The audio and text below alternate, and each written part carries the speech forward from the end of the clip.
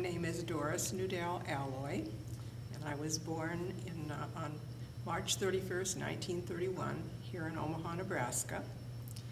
And I grew up most of my life at 3112 Lafayette Avenue. I went to Franklin Grade School, and then I went to Central High School. Then I went to the University of Nebraska in Lincoln for 2 years, got an associate degree. And later on in my life, at around 49 years of age, I decided to get my bachelor's degree. My parents were in the grocery business, and they had a store on 29th and Cumming, which was about 6 blocks from where we lived. So walking those 6 blocks back and forth, we all worked in the store at one time or another. We knew those 6 blocks very well, and sometimes when we'll drive up Cumming Street now, I'll kind of look over to the side to see the path. As I said, we all worked in the store at one time or another. At the time, there were times when I was a teenager where I didn't really want to do that. I wanted to be out with my friends doing something else. But when I look back on it now, the lessons that we learned are very valuable. And I think we've used them in our life.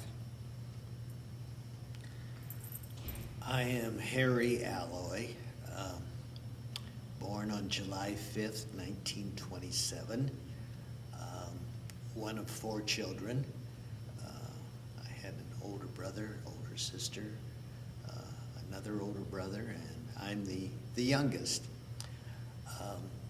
We grew up in a middle-class neighborhood, a mixture, United Nations-like, several Jewish families, a couple German families, Norwegian families, got along like one big happy family.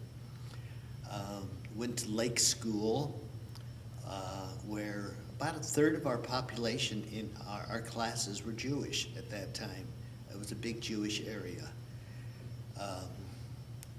Graduated from Lake School. Before graduation, at age 13, I had my bar mitzvah.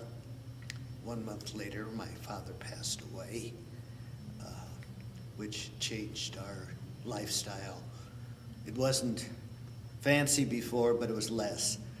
Anyway, made it through high school, did well in my classes, national honor, etc.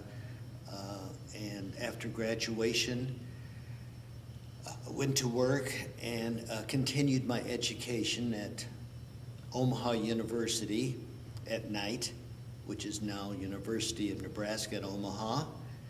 And as time went on, the streetcars were my means of transportation to and from high school, to and from work in those early years until I got a car, which actually was my father's car. When he passed away, the car was put up on jacks to save the tires because it was during World War II time. When my brother, Sam, came home from service, the car came down from the jacks and we had wheels. So then instead of taking my dates on streetcars, switched to using the car we alternated. About that time, when I was around 21, 22, one of my buddies, Irv Colton, who we are still close with even today, was going to Georgia Tech, came home for the summer, and wanted to go out one Saturday night. We were going to double date. He was kind of out of circulation, and the girl I was dating at the time, I asked her if she could fix Irv up. Well, luckily for all of us, she fixed Irv up with Doris Nudell, who is now my wife. Doris had just finished her first year at university at that point, went back for her second year, and so we sort of lost communication until she came home that following summer. We started dating, and we haven't quit dating. Doris, tell me about your parents. I was fortunate to have my parents until Dad was 95 and Mom was 88, excuse me. So there's lots of memories. And my grandparents too. We were very close with my grandparents. What do you remember mostly about your grandparents? Well, my mother's mother was probably a second mother to me. She took care of us all, helped my mother take care of us always. Always on Saturdays, when Mother would work in the store, Grandma would be with us. And my father's parents also were here in Omaha. My grandmother, Newdale, lived to be 96. So my children got to know her too. What was your mother's maiden name? Goodman. Tell me what your memories are of your grandmother. She was just sweet. And How about the noodles she made? yeah, she made us luncheon. And she, and I remember watching her do it. And I just remember, that the things that she would cook, she never got angry at us. And we were kids. We did things that kids do. I don't ever remember her getting angry. We probably caused her a lot of angst. But, that's the way I remember her. And how about your grandfather? Well, grandfather, my mother's father, I never did know. My grandfather was my father's father. And actually, in his later years, he would come to the grocery store and kind of help my dad out, sort of to give him a little something to do and a way of getting out of the house, as I look back on it. So I got to know him better that way. I remember his little grocery store on 20th Street. I'm not exactly sure where on 20th Street. Do you know? Around 20th and Paul. 20th and Paul, down, in that neighborhood. And it was really an old-fashioned store. It had one of those potbelly stoves in the middle. That's what I remember mostly about it. He was a religious man. My dad was too, but he knew that you have to make a living for 4 children and a wife.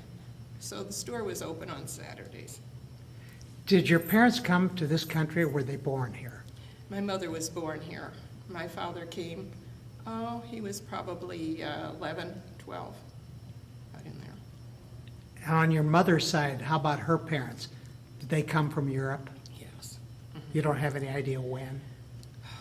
Well, I could look it up because my sister Shirley has done a beautiful job with the genealogy, and she would know. And Harry, tell me about your mother and dad. My mother and dad both were born in Russia. My mother my mother lost her dad. Her dad passed away when she was little, just 3 or 4 years old. Her mother passed away about 5 years later, so she was raised in Russia by aunts, uncles. She was one of 3 children. She had an older brother, Sam Weinsweg, who was here in Omaha, who helped bring her over here when Mom was like 20, 21. In between the two, there was a sister, Udal, who married and over in Russia, died at an early age, left a little son that my mother helped raise until she came over to this country. My father married over in Russia. came over here with his wife and his 2 children. His wife died at an early age, around 38 or so. He married my mother about a year and a half later. So I have a brother and sister from my father's first marriage, as well as my brother and I from the second marriage. Grandparents I never knew. The closest thing I knew of grandparents was my father's father. When I was about 4 or 5 years old, Dad got a letter from Russia saying that he had passed away. And Your 2 stepbrother and Brothers. sister. what were their names? Dave was my older brother, and Celia was my older sister. They both grew up with us. When Dave was about 21, he moved to Chicago, where they had friends, and he was an accountant in the bank there for a good many years until he passed away. My sister Seal was more almost like a second mother to Sam and I, because she was roughly about 10, 12 years older than us. And so when we were like 10, she was like 20, 21, and she was working, and we took turns. She took one of us to the movies one weekend and the other one the other weekend, and it was a very close relationship. She too has passed away. So they're just my brother and I left from the immediate family. Are there children with your stepsister and My stepbrother? stepsister and stepbrother neither had children. And my stepsister lived in San Francisco for a good many years until her husband passed away. At that time, she was left alone there with no family. She was fine, but she was alone. Anyway, Sam and I went out there and talked her encouraged her to come back to Omaha, where there was some family.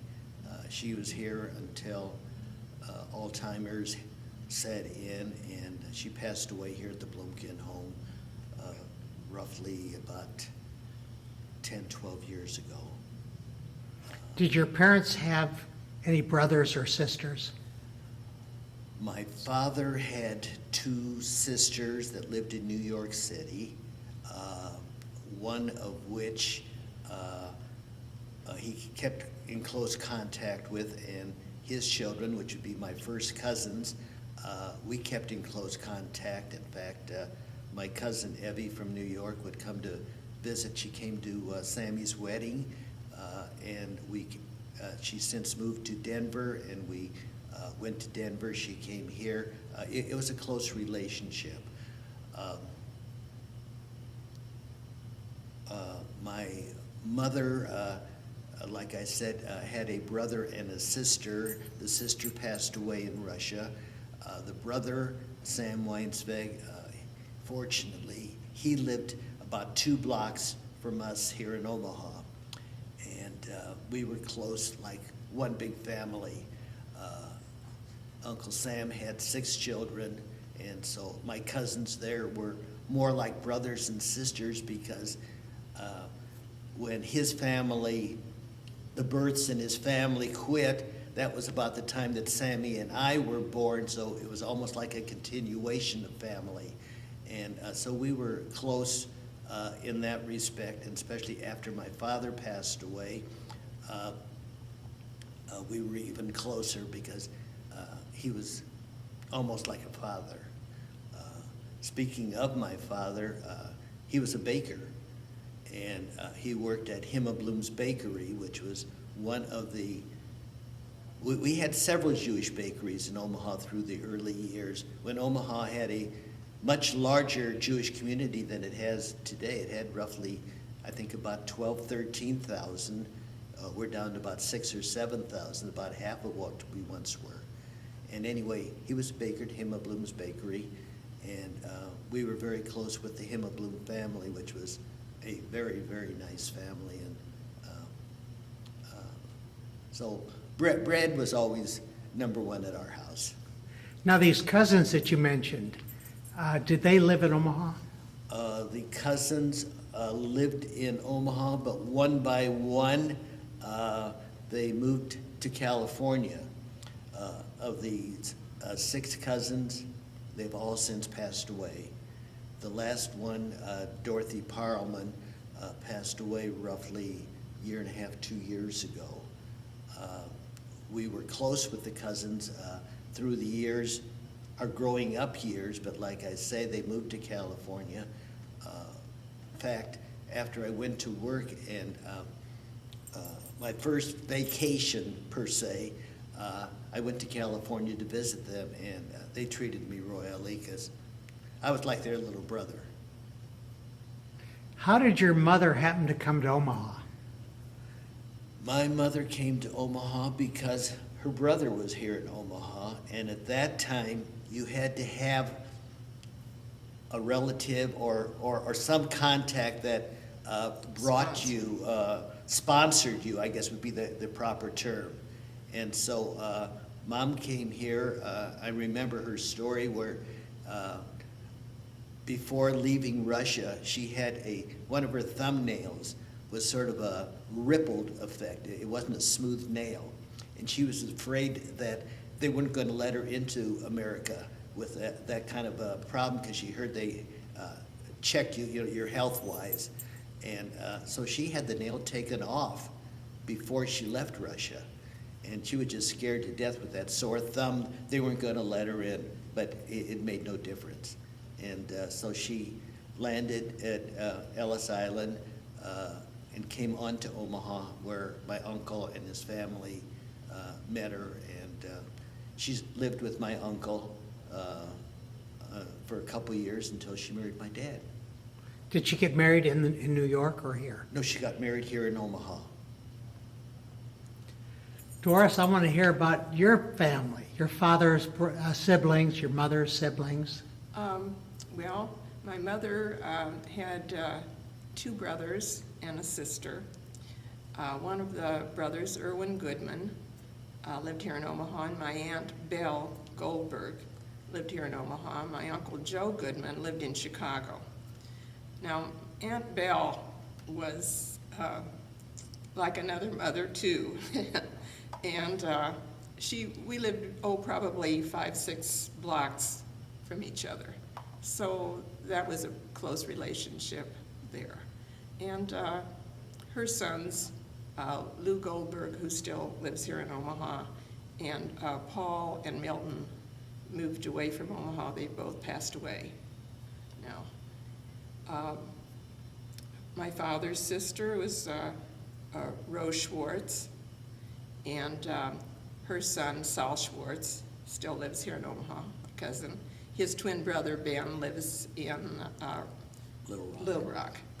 And then his older brother, Melvin Schwartz, has passed away. So I had a lot of cousins. We don't have too many left now. Danny Goodman is still here in Omaha. His brothers have passed away. And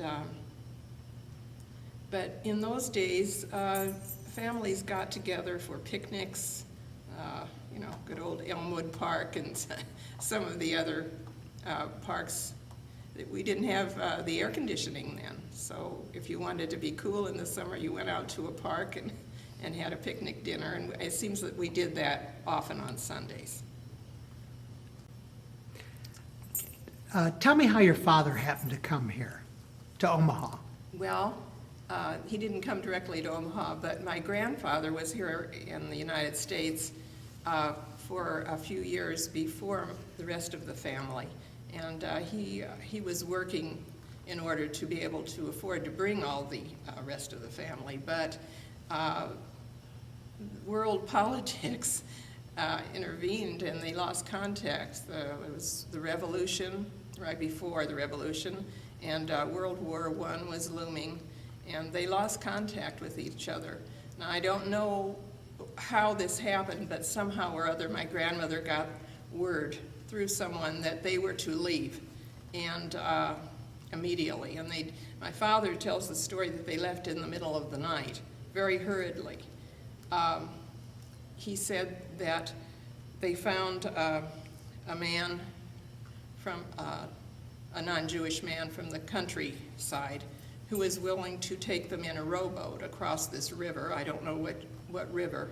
And my dad always said that was the coldest he's ever been in his life, was that night. And you paid the oarsman. He took you, you gave him the money. You had absolutely no guarantee that you would ever get anywhere, but you had to trust him. And they worked their way across Europe to get to, I think they sailed from somewhere in England. And I think they spent a year in Romania, Hungary, Romania, a little bit in Germany. So, you know, they probably worked, the boys worked. My grandmother couldn't, but the boys did. And they were little boys. It wasn't an easy thing because there was a lot of anti-Semitism. But they did, and that's how he got here. Tell me about your dad's siblings.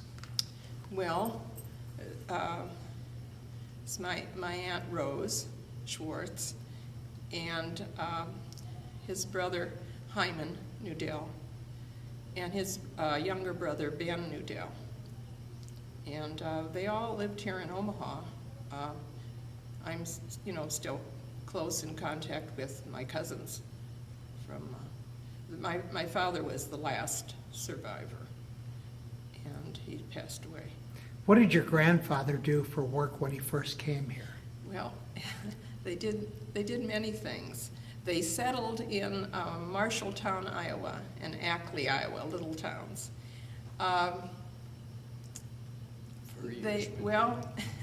They were furriers, but they did the trapping. They did the trapping and then sold the pelts. And I guess that they did that in Russia too, because when my grandfather was here, my grandmother had to make a living for her 4 children. And my dad, I've heard from my dad, my grandmother didn't tell me this, but my dad said that she was a good businesswoman. She could speak enough Russian to be able to go into the marketplace and sell those pelts that, you know, and I think probably, I'm just thinking this myself, probably my Aunt Rose, who was the oldest of the children, probably is the one that took care of the family. And so we go back to my grandfather being over here. They settled in the little small towns in Iowa. And they were in the scrap metal business for a while. In fact, they had cousins that lived in Iowa, and we would go to visit them a few times, the smaller towns. Then they came to Omaha. I don't know exactly what brought them here. Probably jobs, I would imagine. And my grandfather here, he had a grocery store. By that time, he was probably, you know, in his 50s or so, and he did whatever, you know, whatever was easier for him. I don't think he could do some of the other more manual things that he had done earlier. What was a typical holiday like in the Nudell home? Well, we observed all the holidays.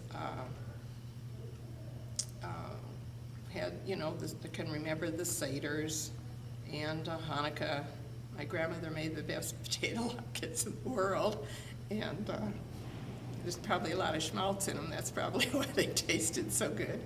And we lit the candles. In those days, Hanukkah wasn't a lot of gift giving, but my grandfather, this was a tradition. On Hanukkah, he always sent, through my father, he would send silver dollars to all the grandchildren. I still have mine.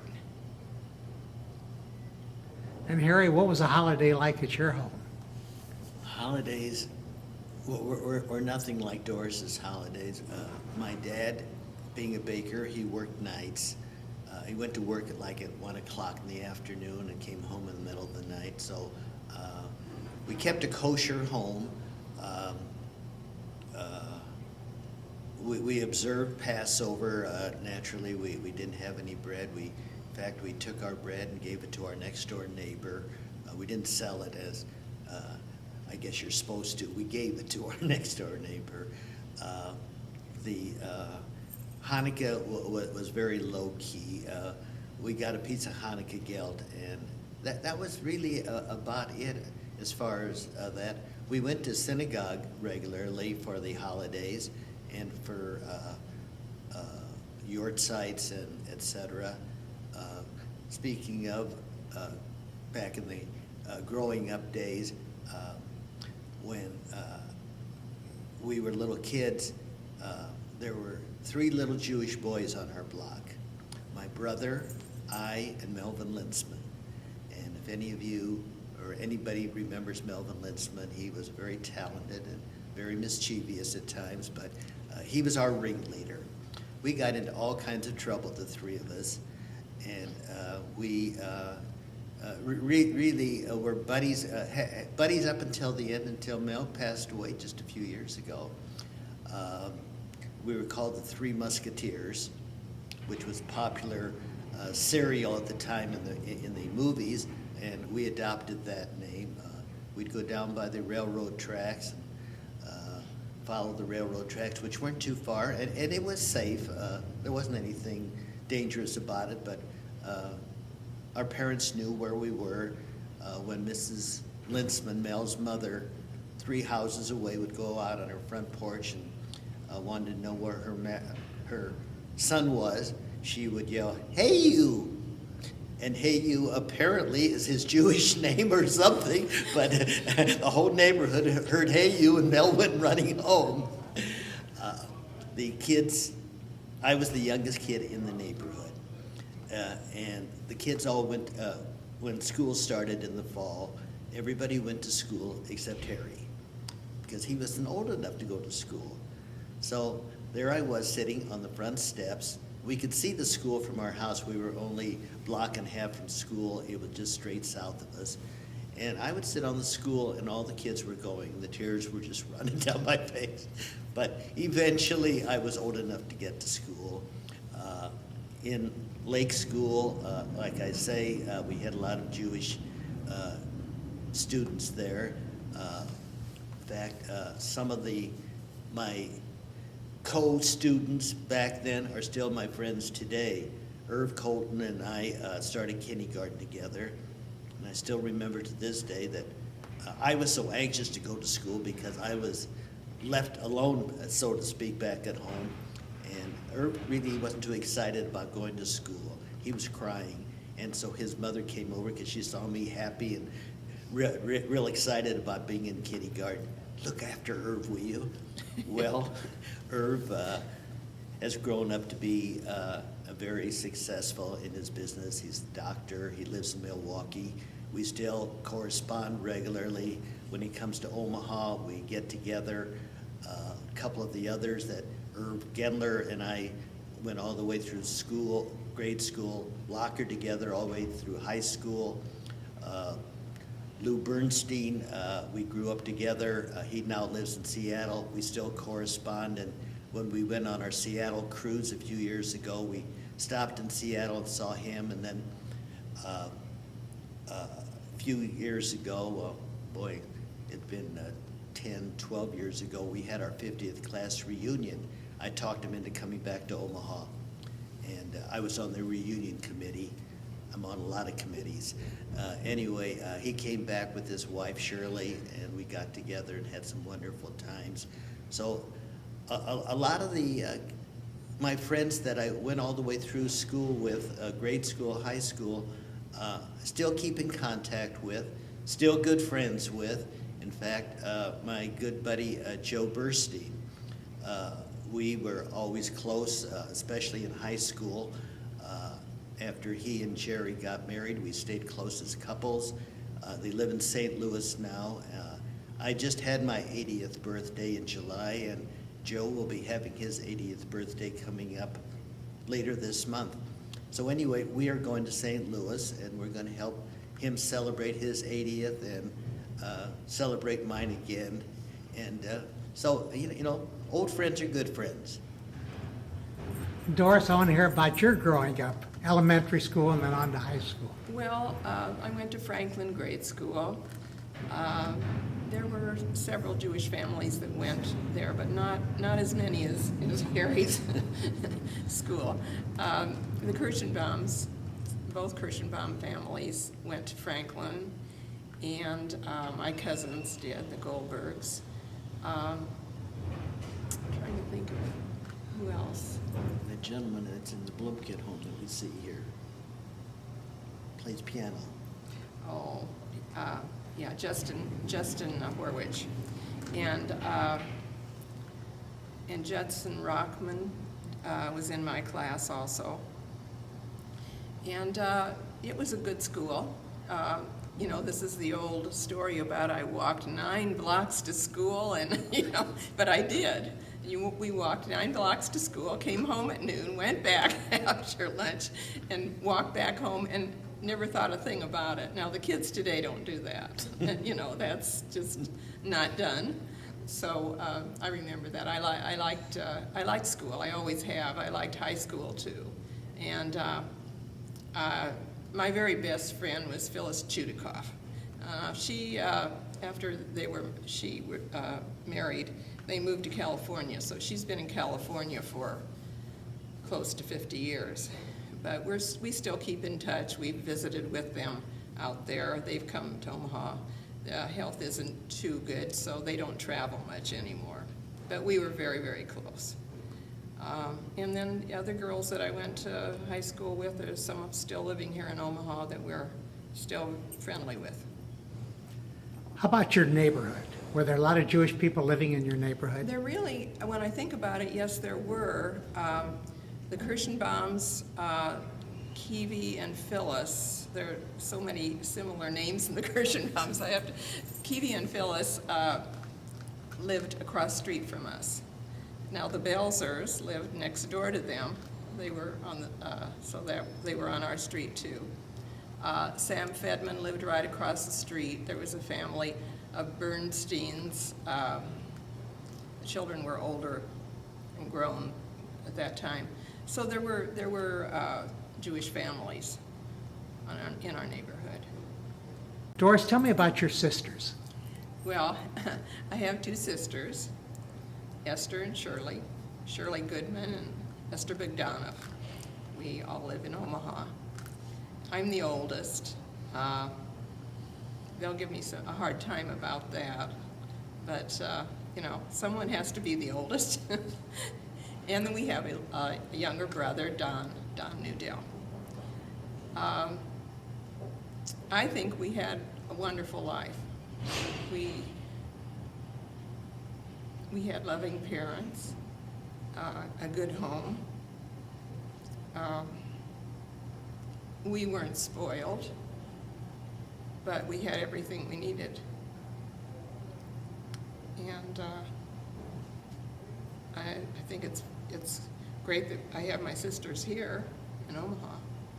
We're able to watch our children grow up at the same time, and we keep in close contact. And where does your brother live? He lives in Cedar Creek, Nebraska. That's where the home is. It's on a lake, but really he spends a lot of time in Omaha too. He also, this is probably going down, this is the 3rd generation, he was also in the grocery business. He worked for bakers for many years, and was instrumental in when they opened their delis and the deli restaurants. He was involved in that. That was at the time when the Baker family owned bakers. As soon as they made that, that change and sold, things changed a lot. Don, he's really retired now, but he does work for Kraft Food as a rep. And it's part-time, and he does it just, to keep busy. He did work for Bag and Save for a while too, before he retired. Do you have a lot of nieces and nephews on your side? Yes. Shirley has 2 sons and a daughter. None of them live here in Omaha, but as growing up, and we're close when they come in town. We're close. We go to all the bar and bat mitzvahs and all the significant things. Esther has 4 children, 2 sons and 2 daughters. They all live here in Omaha. And Don is married, but he doesn't have any children. And so there were a lot of nieces and nephews. And Harry, how about on your side? My side is very sparse. I have one brother who is here, and as I mentioned earlier, an older brother and sister who married but never had children, but we kept in close contact until they passed away. My one brother that lives here in Omaha, that we're about the end of the alloys almost. His name is Sam. He's married. Sam has 2 sons and a daughter. One son in Omaha. Daughter lives in Illinois, and Bill lives, I think, in Kentucky. Bill's the eldest, and Bill has 2 children, and the daughter is married and has children. The son, Jason, is not married, and I keep telling Bill I didn't have any sons to carry on the Alloy name. Your son is the only one with the Alloy name. He's got to get busy and have, but he isn't married yet. He's got a girlfriend, so he's getting a little closer. He's doing just fine. He's doing just fine, but he's the one who has to carry on the Alloy name. He doesn't realize he has that responsibility. But that's really my immediate family. Let me hear about after you finished high school, what did you do? After I finished high school, while going to high school, I worked at Central Market. Those were the years that my father had passed away, and we needed all the income we could get. We carried newspapers first, and then I worked at Central Market. After graduating high school, I worked for the Union Pacific Railroad for 2 years. That was right after World War II, when thank God our boys were coming home from the service. They had their seniority, and so I got bumped out of my job, and then I got called back to a job. And after 2 years of that, I decided, hey, this isn't any fun. And with my accounting training that I had been getting at the University of Omaha, I went to work for Wilson Foods, meatpacking industry, in the accounting department, and I stayed with them for 36 years. Accountant, then when the computer world came into existence, we got a big mammoth computer, which by today's standards, they use the small computer does it all. We had a separate room, all insulated, humidity control, etc. Anyway, I was trained and became data processing manager of our computer operation in Omaha, and stayed with that for a good number of years until the meatpacking industry one by one left town, and Wilson's retained a marketing center, and there were 5 of us that were able to stay with Wilson's in the marketing center. I was office manager of that. When the marketing center decided to consolidate with Cedar Rapids, about that time the box beef operation became a biggie. And we set up a box beef operation here in Omaha, and so my life with Wilson's was extended again when I was in charge of the office for the box beef operation. So I really spent a good number of years working with Wilson's, and retired from Wilson's. Since retiring, well, you don't want to go into that yet, do you?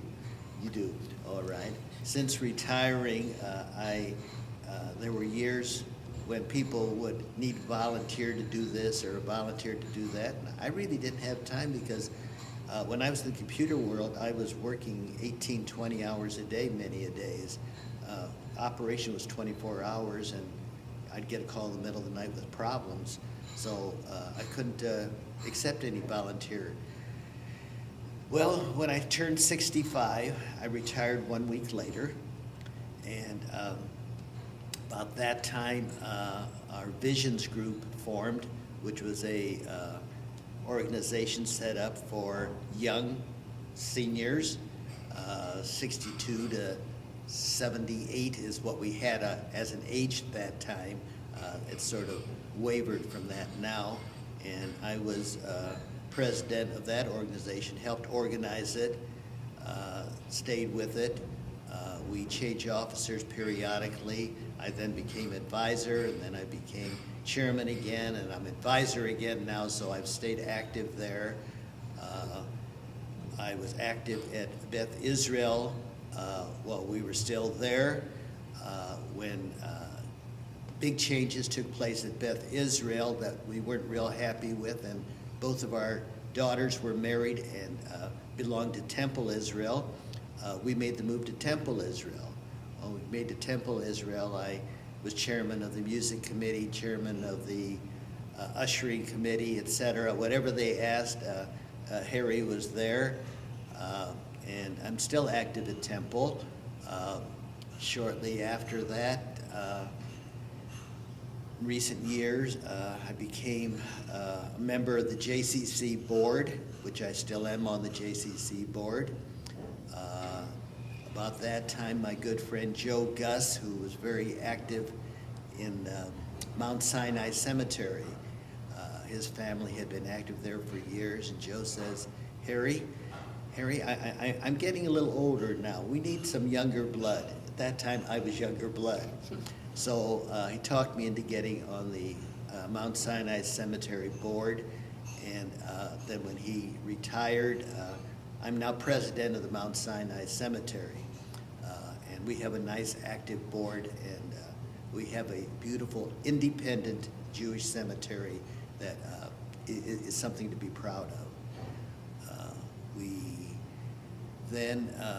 We were living in our home. About that time, we decided it was time to move into a condo to make the future look easier, better, no shoveling of snow, mowing of the lawns.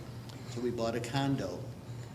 We were in the condo for roughly about a year and a half or so, and we have election for officers every year, and anyway, 3-year terms, and somehow or other I became president of the Bentry Condo Association, another volunteer job. So I've managed to keep busy. I'm sure I left something out somewhere, but it's something I enjoy doing, and I get a bit of pleasure out of helping others. And Doris, what did you do after high school, after university? And After university, well, then I came back to Omaha, and I worked for the Corps of Engineers right before we got married. But before that, I worked in the office at Nebraska. I actually worked for the buyer of the women's clothes at Nebraska Clothing. I loved that. I mean, I was right there on the front lines with, and once in a while, if a salesman came through and he wanted to, he was selling his line, then he let me model for the buyers. So I loved doing that, and I liked the job too.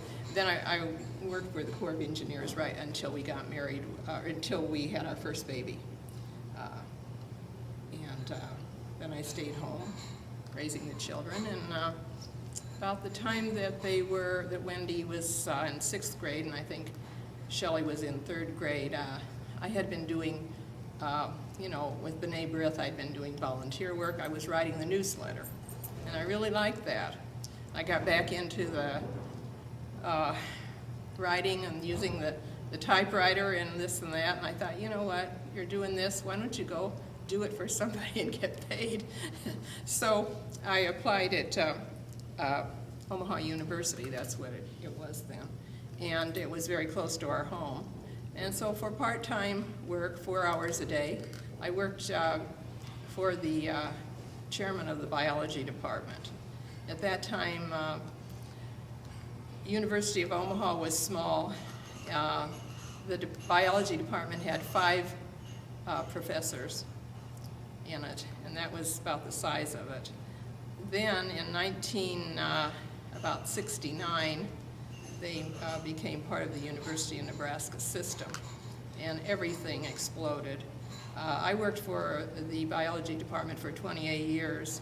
In that time, when I left, there were 17 or 18 full-time PhDs, 17 research assistants, 5 staff. I mean, it was just a huge operation. We had our own building. So I was there for all of that. It was kind of exciting. And I still keep in touch with everyone there. That's where I retired from. Doris, I want to hear about your wedding. Okay, well, we were married on May 25th of 1952 at Beth Israel Synagogue. It was a new building. And I think we were either the first or second wedding in the sanctuary. I think a friend of mine had gotten married in the chapel earlier, but this was one of the first in the sanctuary. Let's see.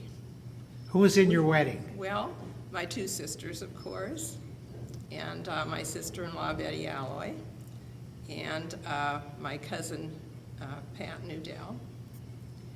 And let's see, I had my little cousin, Shirley Goodman, and Lou Goldberg. They were candlelighters. We had candlelight wedding. And mostly family. And I don't know, it was, in those days, they didn't do the big dinners too much. It was a candlelight wedding with a buffet sweet table afterwards. And where did you go on a honeymoon? We went to Eureka Springs, Arkansas, and the brochures looked really great, but there wasn't much in Eureka Springs, Arkansas, so we left after 2 days, and then we went up to Kansas City. We stopped at Excelsior We Springs. stayed at Excelsior Springs, which was very nice. In those days, it was really great, and that was our honeymoon. Now I want your version, Harry, My version. of the wedding. Of the wedding, all right. The wedding, well, the groomsmen that I had were with only one brother, so they were my buddies. Irv Colton was one of my groomsmen.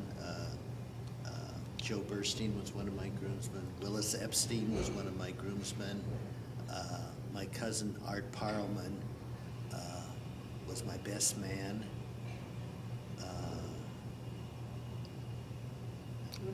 I think that was it. I don't think I left anybody out. And who was the rabbi then? Rabbi Mossman, wasn't it? Rabbi Mossman, sweet, sweet guy, really nice. And it was a very nice wedding. And the honeymoon was just as Doris described it? Yeah, well, when we were down in Eureka Springs, there wasn't anything going on for to go dancing or to entertainment other than there was one movie house there, which so we went to a movie one night and Harry fell asleep in the movie, but we drove around. It was beautiful country down there, just gorgeous country. The Ozarks. And in the Ozarks, and there was a little place that we found that had the best homemade strawberry pie. Yeah. We've been back there since, and we couldn't find that place again. From there, like Doris says, we just stayed there a few days, and we had heard about Excelsior Springs and about older people going there, but we went to Excelsior Springs, and it was really nice. The accommodations were good. In The fact, food was wonderful. oh, the food was wonderful. You got it. And so we had a good time there. And then we went on into Kansas City. And by luck, I don't know how, we found a kosher-style restaurant. It was not too far from where we were staying. And we had a wonderful dinner there. And then back to Omaha and set up housekeeping in our little apartment. Well, I've been asked to talk to the children, and it's not easy always for me to put things into words, but I want you to know that how much we love you, and that the best part of our lives we're in raising the children.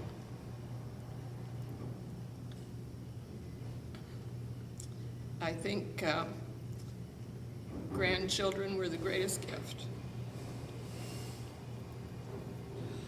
And from this point, we're waiting for the next generation. I think what I'd like to just say is take good care of each other, love each other, and don't sweat the small stuff. Get along and just dwell on the meaningful things. That's it. Oh, I was trying to tie this all together with a bow, and it's not easy. We were blessed with two lovely daughters, Wendy and Shelley.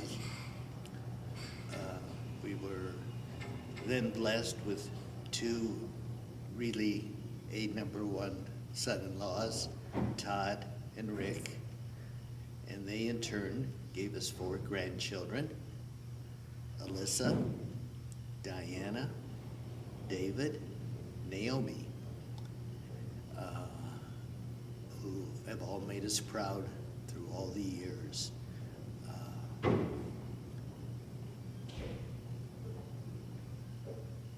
One little thing, and I'm not singling out any grandchild, something that just happened this past week, sort of put the icing on the cake a little bit. Our Diana, who recently moved away, she's now living in Dallas, went to a Texas fair. Pardon? State Fair. State Fair. And she saw a T-shirt. I don't remember the exact wording, something about anybody can be a grandfather, but only you can be a papa. My grandkids call me papa. And I think that comes from all of them. We love you all. May you all be well. Have a good life.